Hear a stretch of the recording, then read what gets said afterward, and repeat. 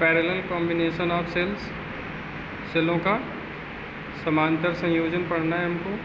तो समांतर संयोजन क्या होता है, कैसे करते हैं सेलों का समांतर संयोजन।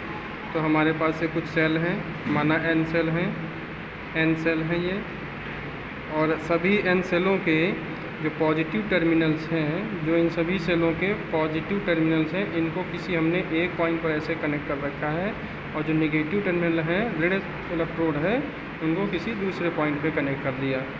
तो इस तरह का जो संयोजन है, इसको हम समांतर संयोजन कहते हैं। ठीक है, ये सभी सेलों के धन टर्मिनल एक बिंदु से तथा ऋण टर्मिनल किसी अन्य बिंदु से जुड़े हों तो सेलों के इस संयोजन को समांतर संयोजन कहते हैं।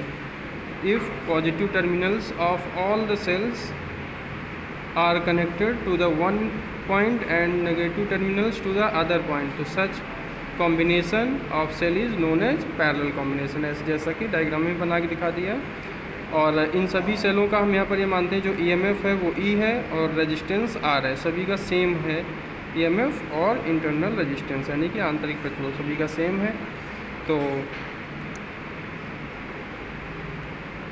अब इन सेलों को एक हम एक्सटर्नल सर्किट जिसका कि रेजिस्टेंस आर है से कनेक्ट कर देते हैं, और इससे जब ये कनेक्ट कर देते हैं तो इन सभी सेल की वजह से इसमें करंट आई फ्लो होती है। अब देखिए ये रेजिस्टेंस आर इस तरह से जुड़ा हुआ है, तो इस रेजिस्टेंस आर पर जो टोटल ईएमएफ माना जाएगा वो ई माना जाएगा। ठीक है, तो net EMF of the combination, इस कॉम्बिनेशन का नेट जो ईएमएफ है वो ई लिया जाएगा, क्योंकि सभी पैरेलल जुड़े हैं इसलिए। समांतर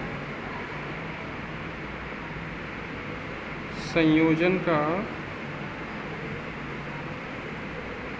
नेट विद्युत वाहक बल इक्वल्स टू ई, और नेट आंतरिक कितना हो जाएगा, आंतरिक प्रतिरोध कितना होगा। तो देखिए यहाँ पर कि सभी रेजिस्टेंस समांतर क्रम में जुड़े हुए हैं, तो इनका समांतर संयोजन से जो है नेट जो आंतरिक प्रतिरोध ज्ञात कर लेंगे। तो यहाँ पर हम मान लेते हैं कि माना कि संयोजन का नेट आंतरिक प्रतिरोध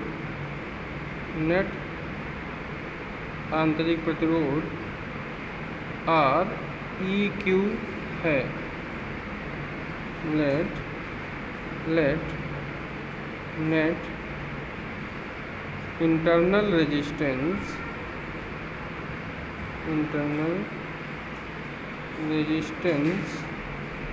ऑफ combination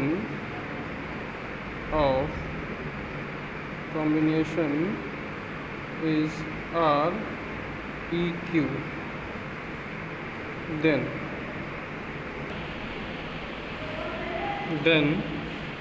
पैरेलल कॉम्बिनेशन है समांतर संयोजन। तो समांतर संयोजन का फार्मूला पढ़े है कि जैसे क्या होता है फार्मूला समांतर संयोजन के लिए कि 1/r equals to 1/r1 plus 1/r2 plus 1/r3। तो इस फार्मूले की सहायता से हम यहाँ पर आंतरिक प्रतिरोध ज्ञात करेंगे। क्योंकि यहाँ पर सबके लिए r है तो सभी की जगह पर हम r लिखेंगे। कितनी बार लिखेंगे, n टाइम्स लिखेंगे, क्योंकि n सेल है तो n सेलों का आंतरिक प्रतिरोध इस तरह से जोड़ेंगे। तो कितना हो जाएगा, सभी को जोड़ करके n/r। तो यहाँ से 1/r इक्विवेलेंट बराबर इतना हो गया। तो r इक्विवेलेंट बराबर कितना हो जाएगा, r/n।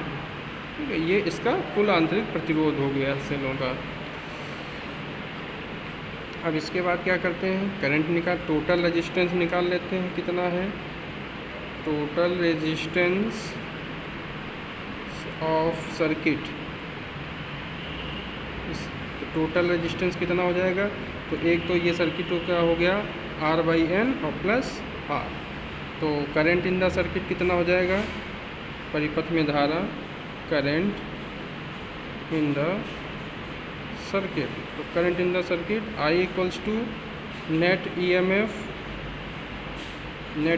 मतलब कुल विद्युत वाहक बल बटे परिपथ का कुल प्रतिरोध।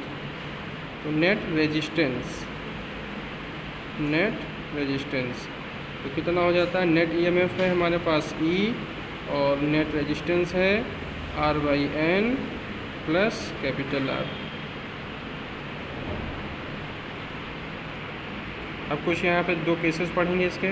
क्या केसेस पढ़ेंगे, पहला कि if R/N is very less than capital R। ठीक है, तो इस केस में हम क्या करते हैं कि जो I का फार्मूला आया है हमारे पास I = E/N R/N, इसको अब नेगलेक्ट कर देते हैं क्योंकि टर्म R के कंपेयर में बहुत ही छोटा है। ठीक है, तो I = हो गया E/R, और E/R क्या है कि current given by a cell, given by one cell, मतलब वन सेल के इक्वल ही करंट इसमें मिलेगी पैरेलल कॉम्बिनेशन में अगर सबके ईएमएफ इक्वल हैं। ठीक है, दूसरा पॉइंट की हम बात ये करेंगे कि if R/N is greater than capital R, तो इस केस में I = क्या होगा, अब हम कैपिटल R को नेगलेक्ट करेंगे, E/R/N, यहाँ से क्या लिखेंगे, I = N ऊपर आ जाएगा NE/R, तो इसका मतलब क्या होगा N × E/R। अब यहाँ पर देखो N × current by one cell है, N × current by one cell, तो यहाँ पर जो करंट है वो एक सेल के N गुने के बराबर है। ठीक है, यानी कि अगर 10 सेल लगे हुए हैं मान लिया पैरेलल कॉम्बिनेशन में, तो एक सेल जितनी करंट देगा उसके 10 गुनी करंट जो है सर्किट में आएगी। तो इसलिए पैरेलल कॉम्बिनेशन जो है इस केसेस में लगाना ठीक रहता है कि जब R/N कैपिटल R के कंपेयर में ज़्यादा हो।